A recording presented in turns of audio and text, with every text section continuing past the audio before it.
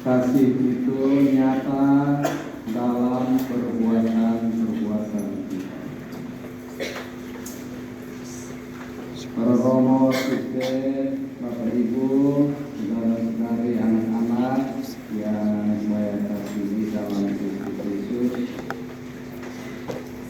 Hari ini tepat juga kita umat Katolik seluruh dunia mengucapkan perhatian kita pada Bapak Suci Benediktus yang sebentar lagi akan dimakamkan. Kita tahu bahwa 6 jam sebelum Bapak Suci meninggal, dia mengucapkan kalimat yang terakhir. Setelah itu tidak bicara lagi. Kalimat yang terakhir itu apa? Tuhan, aku mencintai Tuhan. Itu kalimat terakhir yang diucapkan oleh Bapak Suci sebelum dia mengembuskan nafasnya. Saudara-saudari, Bapak Suci Benediktus adalah seorang teolog terkenal di dunia yang sungguh memegang teguh ajaran iman Kristus, sangat setia membela gereja dalam hal ilmu ketuhanan. Kita tahu bahwa Bapak Suci ini pada masa penggembalaannya dia mengeluarkan ensiklik Deus Caritas Est, Allah adalah kasih. Kenapa dia mengeluarkan ensiklik ini? Pertama, karena dia merasa bahwa dunia dilanda krisis iman yang mendalam. Ada krisis besar iman dalam dunia. Akar dari krisis itu adalah penyangkalan kebenaran akan Allah. Kristus tidak lagi diimani secara benar. Sesama dianggap sebagai sarana yang dimanfaatkan untuk kepentingan pribadi. Adanya perkembangan pikiran relativisme, fundamentalisme, individualisme yang mengakibatkan sikap agama yang tidak tepat. Jadi orang tidak masuk hari itu juga dia cari alasan, saya tidak bisa masuk misa pada hari ini. Itu sebelum orang mencari alasan supaya bebaskan diri dari kewajibannya sebagai umat beragama. Sikap menyalahkan Allah, budaya konsumtif, menutup mata terhadap ketidakadilan. Manusia lebih pentingkan egonya, tidak melihat sesama, dan buta terhadap kehadiran Allah di dalam hidup. Karena alasan inilah Paulus menulis ensikliknya Allah adalah kasih. Menurutnya, akar dari semuanya itu adalah pemahaman orang yang tidak tepat akan perintah kasih dari Tuhan. Bapak Ibu, saudara-saudari sekalian, kasih itu bukan kata-kata kosong. Kasih itu harus nyata dalam tingkah laku kita sehari-hari. Kasih itu yang paling penting. Rasul Paulus tegaskan dalam 1 Korintus 13, tinggal 3 hal yang penting: iman, harap, dan kasih. Tetapi yang paling besar dari semuanya itu adalah kasih. Jadi kasih itu begitu penting menjadi fokus dari Bapak Suci. Bahkan wasiatnya juga omong tentang kasih.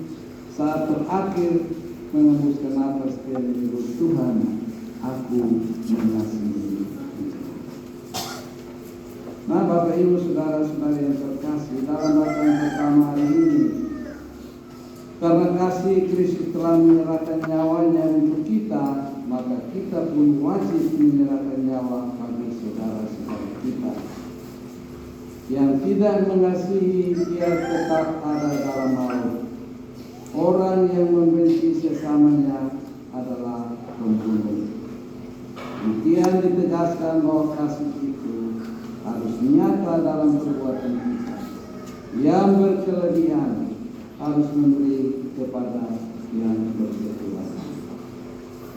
Saudara-saudari yang terkasih, dalam bacaan Injil hari ini kita mendengar tentang murid-murid yang bertemu dengan Yesus. Pertama Filipus. Setelah Filipus bertemu dengan Yesus, dia pergi memberitahukan kepada teman-teman, saya sudah bertemu Yesus. Tapi Nathanael bilang apa? Yesus yang diproklamasi dari Nazaret itu adalah apa? Tidak ada apa-apanya. Saya tidak percaya bahwa Yesus datang dari Nazaret. Tapi Filipus bilang, mari kita lihat sendiri. Ketika bertemu dengan Yesus, akhirnya Nathanael dibimbing oleh Tuhan Yesus, dan akhirnya dia mengatakan, engkaulah anak Allah yang datang. Sering kita punya pikiran, kita punya mindset tentang yang lain, kadang-kadang salah, yang harus diperbaiki. Ada yang mempertahankan mindsetnya sampai dia menderita karena mindsetnya itu yang salah, dia tetap benar.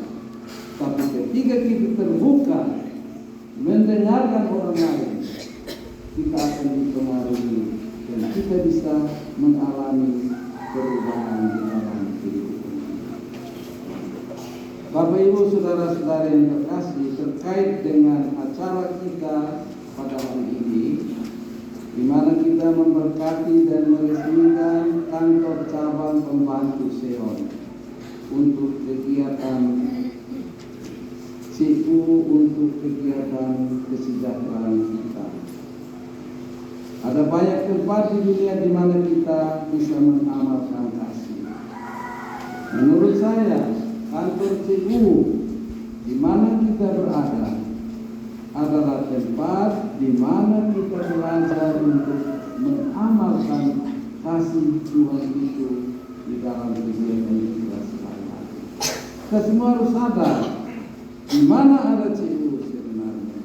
Tuhan memberikan kesempatan kepada kita untuk mewujudkan perintah kasih itu kepada diri sendiri dan juga kepada sesama. Ketika Anda menyimpan uang di CU, jangan hanya sekedar simpan. Simpan karena saya mengasihi anggota lain yang ada di CU. Saya simpan. Kamu pakai karena saya belum pakai. Simpan karena mengasihi orang lain. Jadi kasih itu bisa ada di mana-mana. Di CU Anda bisa menjadikan kasih pokok segala kegiatan. Saya simpan di CU karena saya mengasihi saudara-saudara lain yang ada di CU. Mereka butuh, silakan itu. Karena saya belum butuh. Simpan Tuhan karena mengasihi orang. Tidak ada kasih tanpa perbuatan. Ketika Anda pinjam, putar itu uang sampai waktu harus kembalikan. Kembalikan juga karena saya mengasihi orang lain. Saya kembalikan. Kalau orang yang tidak ada kasih setelah pinjam menghilang dan tidak muncul lagi, maka petugas CU tagih bilang mama ada di kasar. Padahal mama ada sembunyi di belakang pintu. Penagih ada lihat dia punya kaki. Lalu penagih bilang, baik kata mama kalau pergi pasar jangan lupa kaki.